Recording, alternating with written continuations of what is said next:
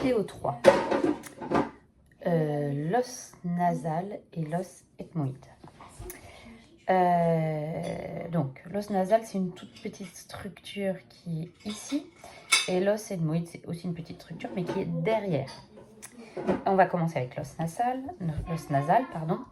On fera toujours avec les doigts très collés. Parce que comme c'est une toute petite structure, si jamais on les ouvre, on ne va plus être sur la structure. D'accord?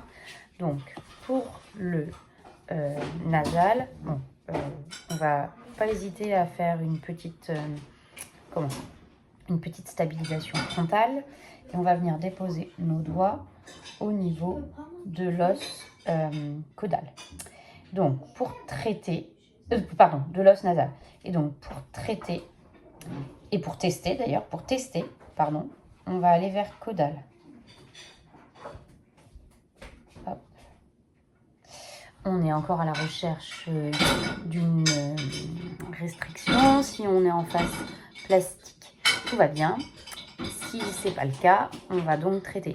On peut avoir une différence droite et gauche. Et donc, on va commencer par le côté le moins restrictif. Et à chaque fois, on reteste. On va venir ensuite s'occuper de l'os ethmoïde. Alors, donc, pour accéder à l'os ethmoïde, on va venir se mettre au niveau des canaux lacrymaux, le plus possible en postérieur et profondément, sans gêner. Et donc, il y a deux tests possibles, caudal et transversal. Attendez, là, on vient s'installer donc ici. Et donc, caudal, c'est on emmène vers le bas.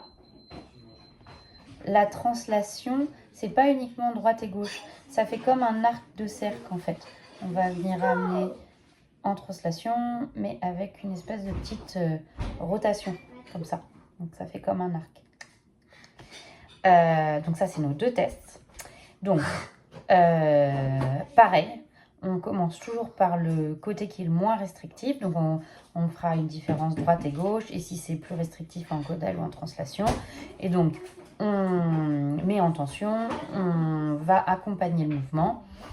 Et une fois qu'on a libéré, on va retester. Et hop, on reteste notre translation et notre caudal. Et à nouveau, on va travailler là où c'était le plus restrictif. Et ainsi de suite, jusqu'à ce qu'on ait tout libéré.